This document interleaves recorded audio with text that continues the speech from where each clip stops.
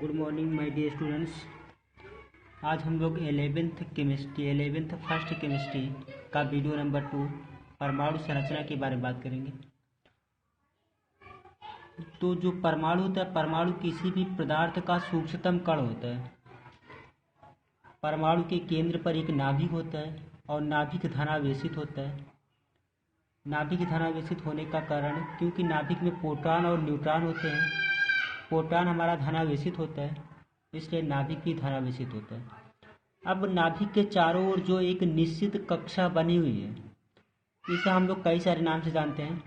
जैसे अगर इसे हम लोग ऊर्जा स्तर भी बोलते हैं, या फिर इसी को हम लोग कक्ष भी बोलते हैं, या फिर इसी को हम लोग कोश भी बोलते हैं। और इसका एक नाम जो अभी आगे आएगा इम्पोर्टेंट है, इसका एक नाम जिसे हम लोग बोलते हैं मुख्य क्वांटम कक्ष। तो जिसमें इलेक्ट्रॉन गति करते हैं अपने कक्ष में, उसे हम लोग चार नाम से जानते हैं। पहला ऊर्जा स्तर, दूसरा कक्ष, तीसरा कोश, चौथा मुख्य क्वांटम संख्या। तो मुख्य क्वांटम कक्ष को हम लोग n से दिखाते हैं। n की वैल्यू 1, 2, 3, 4 ऐसे करके इनफाइनाइट जहाँ तक कक्षाएं बनाएंगे। अब ये नाभिक के पास में, तो यहाँ पे n बराबर कितना है 1। नाभिक की दूसरी कक्षा n बराबर कितना 2। नाभिक की तीसरी कक्षा यहाँ पे n बराबर कितना 3। अब इसी ऊर्जा स्तर को या फिर इसी कक्ष को हम लोग डिवाइड कर देंगे। डिवाइड करने के बाद क्या आएगा, अगर यहाँ पे n बराबर 1 तो मतलब यहाँ पे n बराबर 1 तो यहाँ पे केवल एक ही सबसेल होगा और उस सबसेल को हम लोग लिखते हैं s। और यहाँ पे n बराबर 1 तो इसके आगे क्या लगा देंगे 1, मतलब 1s। तो जो नाभिक के पास वाली कक्षा उसे हम लोग क्या बोलेंगे 1s। n बराबर 2 है दूसरी कक्षा, तो यहाँ पे दो कक्षाएं आएंगी। कौन कौन सा, यहाँ पे दो सबसेल आएगा, मतलब दो उपकोष आएगा। कौन कौन सा, एक तो आएगा 2s और दूसरा आएगा 2p। अब n बराबर 3 इसके बाद, तो यहाँ पे कितना आएगा, मतलब 3s, 3p, 3d। अगर ऐसे हम लोग चौथी कक्षा बनाएंगे, तो n की वैल्यू कितना 4। अब यहाँ पे कितने सबसेल आएंगे, 4 आएंगे। कौन कौन सा है, तो 4s, 4p, 4d, 4f। अब जब यहाँ पे अगर दूसरा देखा जाए तो यहाँ पे जो sp-df आ रहा है, sp-df को हम लोग बोलते हैं सबसेल। sp-df को हम लोग बोलते हैं सबसेल, या फिर इसी को हम लोग सब ऑर्बिट बोलते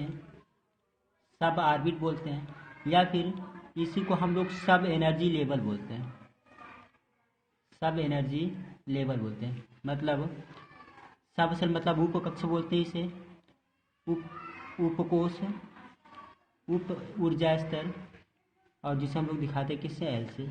और इसका एक नाम और होता है जिसे हम लोग बोलते हैं एल, मतलब द्विघांसी क्वांटम कक्ष। तो एल का मान कहाँ से कहाँ तक होता है, तो एल का मान कितना, एस, पी, डी, एफ, 4 हो गया। अब मैथमेटिकल फॉर्म में एस का मान 0 निकाला जाता है, पी का मान 1 होता है, डी का मान 2 होता है, एफ का मान 3 होता है। अब इसका मान 0 क्यों होता है, क्योंकि जो नाभिक के पास जितने सारे कोष होंगे, सारे के सारे कोष में जो एस होता है, एस ऑर्बिटल सभी में आएगा, एस ऑर्बिट सभी में आएगा, एस कक्ष सभी में आएगा। लेकिन पी की बात की जाए, पी का मान 1 कैसे हुआ, तो पी n बराबर 1 में नहीं आया हुआ है, n बराबर 2 से शुरू हुआ। जब n बराबर 2 से शुरू हुआ तो यहाँ पे इसका मान हम लोग रखते हैं। इसी प्रकार से डी, तो डी दूसरे कक्षा में, मतलब इन्होंने दो कक्षाओं को जम किया, इसलिए इसका मान 2 रखते हैं। एफ की वैल्यू 3, मतलब एफ यहाँ पे तीसरी कक्षा में आया, 1 कक्षा, 2 कक्षा, 3 कक्षा को छोड़ के तीसरी कक्षा में पाया हुआ है, इसलिए यहाँ पे हम एफ की वैल्यू कितना रखते हैं 3। अब अगर तीसरा देखें तो जो तीसरा होता है, तीसरे को हम लोग बोलते हैं चुंबकीय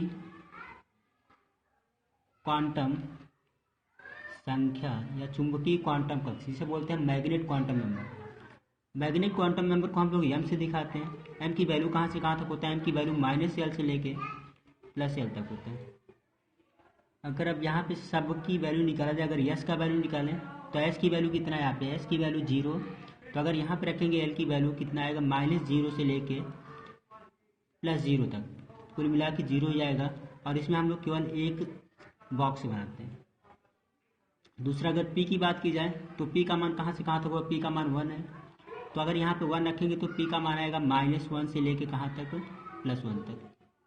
अब इसमें अगर आर्बिट्स बनाएंगे, इसमें अगर कक्षक बनाएंगे तो इसमें कितनी कक्षक बनेगी, इसमें 3 कक्षक बनेगी, क्योंकि इसका मान -1 से लेके +1 तक है। तो -1 0 +1 3 कक्षाएँ बनेंगी, 1 2, मतलब इसका मान -1, इसका मान 0, इसका मान +1। इसी प्रकार से डी का बना के देखते हैं। तो डी का मान यहाँ पे 2 है, तो इसका मान कितना का, चुंबकीय क्वांटम संख्या में एम का मान -l से लेके +l, तो डी का मान 2 है, तो मतलब -2 से लेके +2 तक। तो इसकी वैल्यू कहाँ से कहाँ तक, -2 से लेके +2 तक। अब इसके बीच में कितनी संख्याएँ आएंगी, -2 -1 0 +1 +2। अब इसमें आर्बिट्स अगर बनाएंगे, इसमें अगर कक्षक बनाएंगे तो कक्षक 1 2 3 4 5 कक्षाएँ बनेंगी। तो 5 कक्षा को बनाते हैं, 1 2 3 4 5। अब इसका मान -2, इसका मान -1, इसका मान 0, इसका मान +1, इसका मान +2। अब इसी प्रकार से अगर f का बना तो f का मान कितना है, f का मान 3 है, तो f का चुंबकीय क्वांटम संख्या में मान कितना आएगा, तो इसका मान आएगा -3 से लेके +3 तक। अब -3 से लेके +3 के बीच में वैल्यू क्या क्या आएगी, -3 -2 -1 0 +1 +2 +3। अब इसमें कितना आर्बिट्स या फिर इसमें कितना कक्षक बनेगा, तो 1 2 3 4 5 6 7, मतलब 7 कक्षाएँ बनेंगी इसमें। तो इसमें हम बनाएंगे 7 आर्बिटल्स या 7 कक्षक बनाएंगे।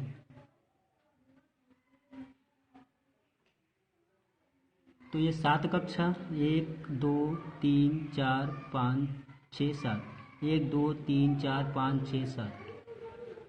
पहले वाले का मान -3, दूसरे का मान -2, तीसरे का मान -1, इसका मान 0, इसका मान 1, इसका मान +2, इसका मान +3। तो इस तरीके से हो गया एफ का आर्बिटल्स। अब चौथा आता है, चौथे को हम जिसे बोलते हैं स्पिन क्वांटम संख्या, स्पिन क्वांटम नंबर। अब स्पिन क्वांटम नंबर क्या दिखाता है, स्पिन क्वांटम नंबर ये बताता है कि किसी भी बॉक्स में या फिर किसी भी कक्षक में इलेक्ट्रॉन को किस तरीके से भरा जाता है। अगर यहाँ पे हम एक कक्षक बना लें तो इस कक्षक में इलेक्ट्रॉन को किस तरीके से भरा जाता है, इसके बारे में कौन बताएगा, ये स्पिन क्वांटम संख्या या फिर चक्रीय क्वांटम संख्या। अगर ये हमारे पास नाभिक है, नाभिक से अगर कोई इलेक्ट्रॉन क्लॉकवाइज घूम रहा है, मतलब क्लॉकवाइज दक्षिणावर्त में घूम रहा है, तो उसका मान कितना होता है, +1/2। अगर नाभिक से एंटी क्लॉकवाइज कोई इलेक्ट्रॉन घूम रहा है तो उसका मान होता है -1/2। मतलब इलेक्ट्रॉन का मान तो 1/2 होता ही है, जब क्लॉकवाइज घूमेगा तो पॉजिटिव, जब एंटी क्लॉकवाइज घूमेगा तो नेगेटिव। इस प्रकार से हम इलेक्ट्रॉन को भरते हैं। क्लॉकवाइज के इलेक्ट्रॉन को इस तरीके से दिखाते हैं और एंटी क्लॉकवाइज के इलेक्ट्रॉन को इस तरीके से दिखाते हैं। ये जो सेल होता है, ये जो पहला n मतलब जो मुख्य क्वांटम संख्या है, मुख्य क्वांटम कक्ष है, ये केवल और केवल कोश को दिखाता है, कोश कक्षा ऊर्जा स्तर को। ये दिग्वंशी क्वांटम संख्या उपकोश को दिखाता है। चुंबकीय क्वांटम संख्या इलेक्ट्रॉन के अभिविन्यास को दिखाता है, और स्पिन क्वांटम संख्या कक्षकों की आकृति को दिखाता है, कक्षकों की आकृति को दिखाता है।